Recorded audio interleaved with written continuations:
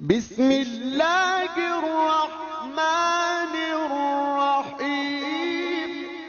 Ngaku kita beriman, ngaku kita Islam gampang. Yang sulit adalah diakui oleh Allah sebagai orang Islam. Pertanyaan Jumat ini, kalau begitu Ustaz, apa karakteristiknya?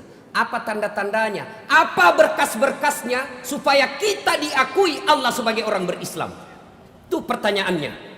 Subhanallah, Allah telah menyediakan jawabannya dalam surah Al-Fat ayat 29 ketika Allah berfirman, Bismillahirrahmanirrahim. Muhammadar Rasulullah walladzina ma'ahu as-sidda'u 'alal kuffar ruhama'u bainahum tarahum rukka'an sujjada yabtaguna fadlan minallahi wa ridwana simahum fi wujuhihim min asaris sujud ila akhir hayat. Kalau kalian mau mengaku diri sebagai Islam, nih 5 syaratnya. 5 syaratnya. 1. As-sidda'u 'alal kuffar. Tegas kalian kepada orang kafir. Apa orang kafir? Dan apa itu tegas?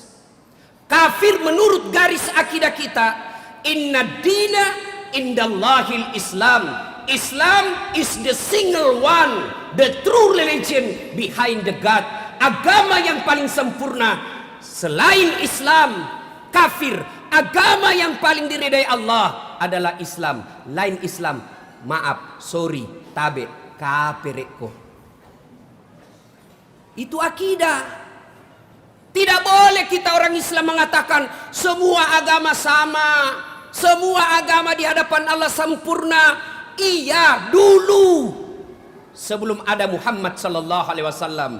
Sebelum ada Muhammad sallallahu alaihi wasallam, Isa betul. Sebelum ada Muhammad sallallahu alaihi wasallam, Musa benar. Tapi setelah ada Muhammad sallallahu alaihi wasallam, agama terdahulu sudah kadaluarsa. Itu disebut akidah. Tegas. Lalu apa yang dimaksud tegas dan kafir itu? Kalau tegasnya kita, lakum dinukum waliyadin. Agamamu, agamamu, agamaku, agamaku. Kok menurut agamamu benar, menurut saya agamaku benar. Itulah yang disebut tegas kepada orang kafir. Insya Allah agama kita akan selamat dari rongrongan perang jihad. Insya Allah. Dek gagamatu si musuh kipa, insya Allah di Indonesia tidak akan terjadi. Tapi rongrongan akidah yang datang kepada kita apa? Budaya-budaya kekafiran. Dia rusak anak-anak kita dengan cara apa? Malu punya nama-nama Islam, malu mengakui dirinya Islam, malu berbudaya Islam. Tegas kepada orang kafir adalah karakter yang pertama. Yang kedua, ciri umat Rasulullah Muhammad SAW menurut Al-Fat ayat 29, ruhama'u bainahum. Kasih sayang kepada sesama mereka. Kepada non muslim akidah kita jelas. Kepada Islam sesama muslim kita harus berangkulan. Apa yang mengingat kita, apa yang mempersaudarakan kita, partai bukan. Apa yang mempertautkan kita, pilpres bukan. Apa yang mempersaudarakan kita, NKRI bukan. Apa yang mempersaudarakan kita, la ilaha illallah Muhammadar Rasulullah. Apapun partaimu, la ilaha illallah Muhammadar Rasulullah, kamu saudara kami. Apapun calon presidenmu, kau Islam, kamu saudara kami. Apapun ormasmu, kamu Islam, saudara kami. Keliru, bodoh, dan sesat kita hanya gara-gara pilpres kita baku musuh. Pilpres pesta demokrasi.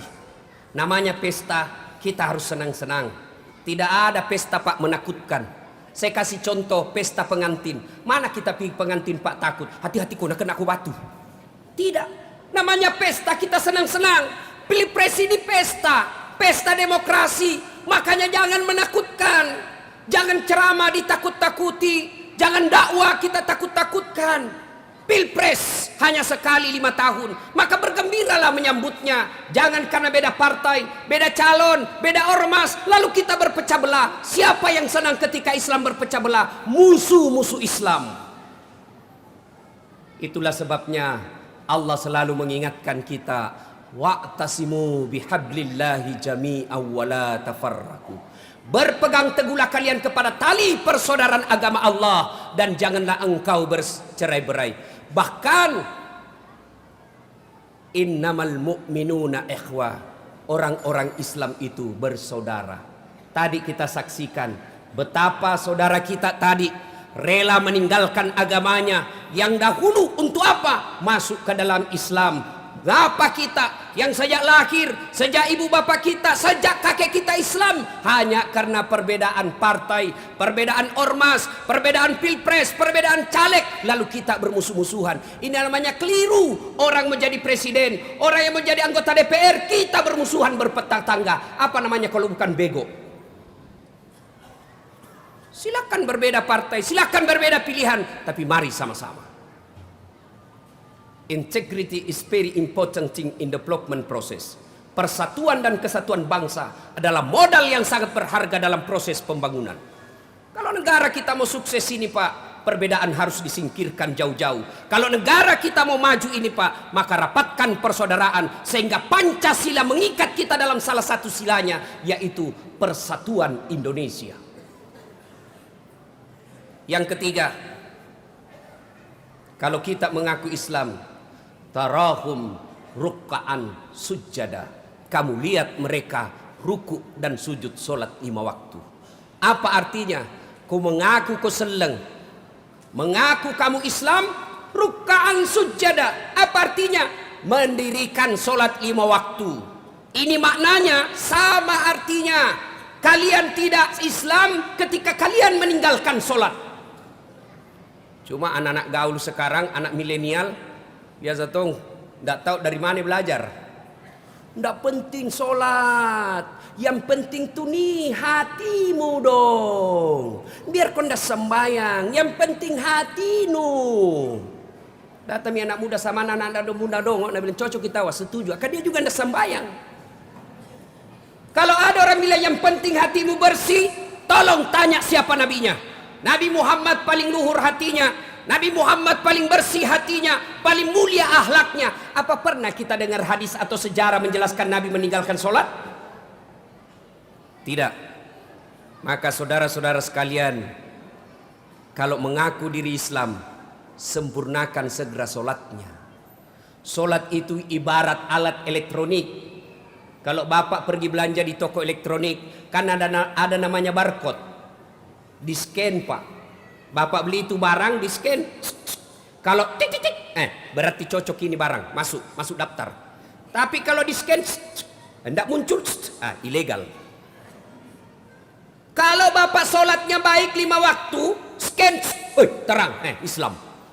Scan hendak muncul, berarti bapak bukan Islam.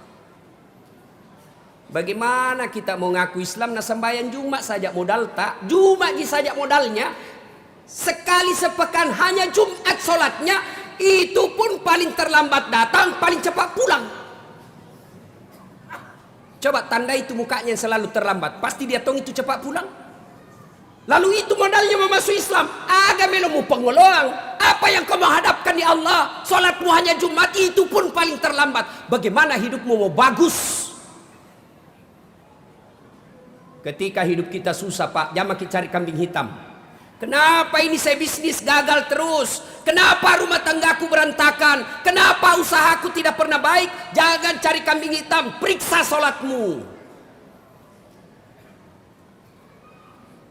Itu Ustaz, baiknya tidak pernah sembahyang, baiknya rumahnya. Bisa jadi bagus rumahnya Pak, tapi tidak ada ketentraman dalam hidupnya. Banyak duitnya, tapi duitnya dia copon tampanting dari pagi sampai malam. Banyak memang duitnya, tapi apa dia pikir? Cari duit hanya untuk bayar bunga bank, utangnya di bank yang miliaran. Kalau sholat baik bos, tenang, Allah yang ngatur hidup.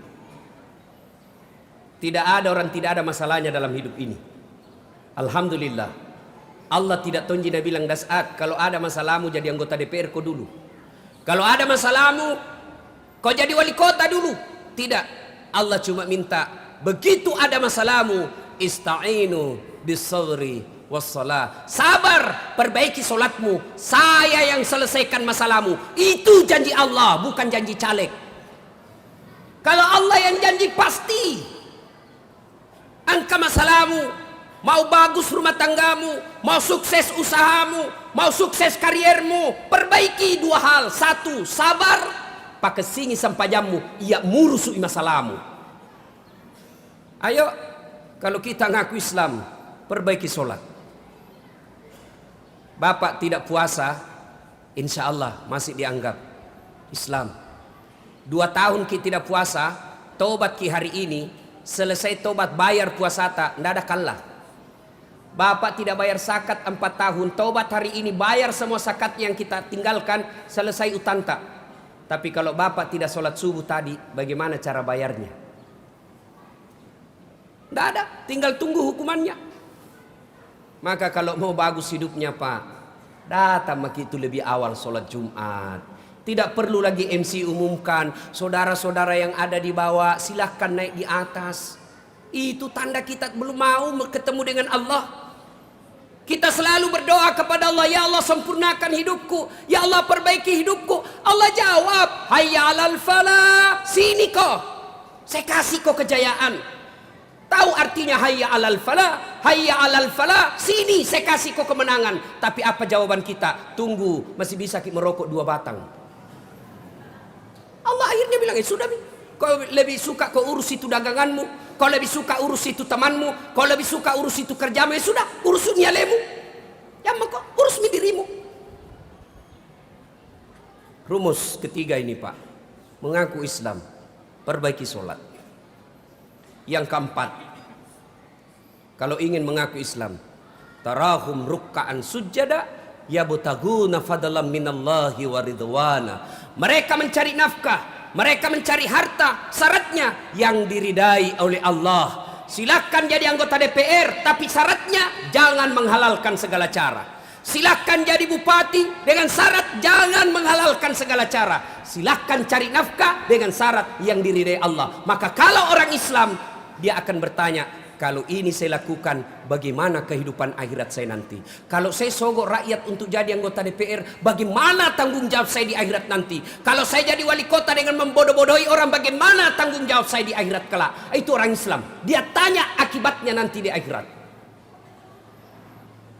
Dan yang kelima, kalau kita mengaku orang Islam, simahum fi wujuhihim min asari sujud. Di muka mereka nanti di akhirat ada bekas sujud. Apa bekas sujud? Hitam di jidat.